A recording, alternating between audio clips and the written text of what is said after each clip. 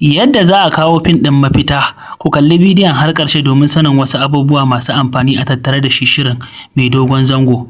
Akwai wani kamfani mai suna Sheshe Movies wanda ba su taɓa kawo fim ba tun da suke a rayuwarsu, kuma shi wannan mai fim ɗin yaro ne a wajen gwamnan jihar Kano Dr. Abba Kabir Yusuf.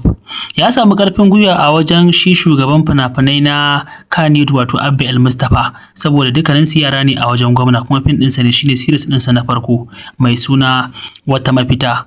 To abin da yake cikin shirin fim mai suna Wata Mafita abu ne babba wanda sai kun kalli bidiyon zuwa gaba tukun za ku sani. Jaruman shirin sun haɗa da Asma'u Jika, Garzali Miko, Asma'u Sani da dai sauran jarumai daban-daban irin su Momo.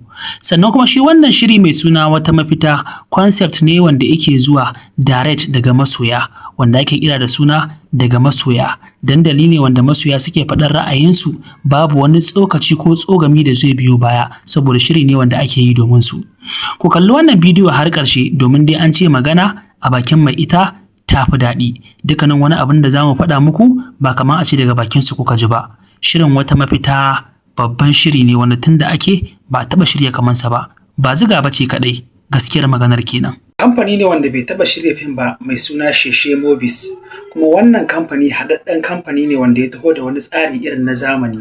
Shi ya kawo muku shirin fim mai suna Wata Mafita, zai rika ɗora shi akan tibinsa mai suna Sheshe Movies na channel kenan da misalin karfe 8:30 na dare.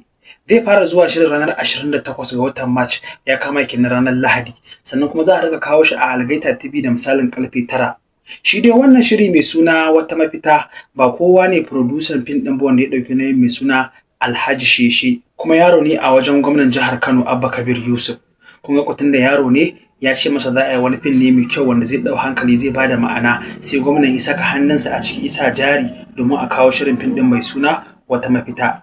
Wata Mafita ya haɗa da jarumai daban-daban, akwai Momo a ciki, akwai Garzali Miko a ciki, akwai Asma'u Jika, akwai Asma'u Sani, sannan kuma da akwai Mandawari. Mun yi maza mun kawo muku shirin ne domin mu yi muku albishir mai kyau wanda muna fatan kuma za ku ji daɗin wannan albishir da muka yi muku. Yaya ibada kuma ya aka ji da azumi da haƙuran da ke fama da shi a wannan zamani na sace-sace ne da 'yan abubuwan da ba za a rasa ba.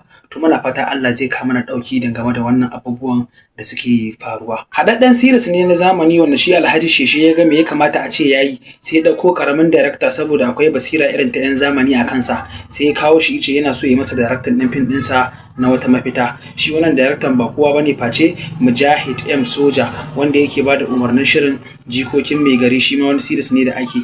Kuma wannan daraktan ɗan zamani ne, akwai kwanya a kansa sosai saboda ya sanya rayuwa take, kuma zamaninsa ne wannan, saboda haka dole a bar shi abin da ya ga dama. Shi ma ɗan shada ne tamkar masu kallon fim ɗin, tunda manyan mutane ba su fiye kallon fina-finai ba. Shi sa aka ɗauko shi aka ba shi bada umarnin wannan shirin. To don Allah masu kallon miya kuke gani shi wannan shirin na Wata Mafita? Kun ga fim ne wanda yake gwamna ma kenan ya san da shi, gwamnan Kano ya san da wannan fim ɗin mai suna Wata Mafita. To ya kuke gani? Zai bada ma'ana ku sosai? Kuna ganin za a samu abin da ake so? Za a share gwamnan hawayensa ta inda ya sa kuɗi ce a yi fim akan abin da ke faruwa akan rayuwa?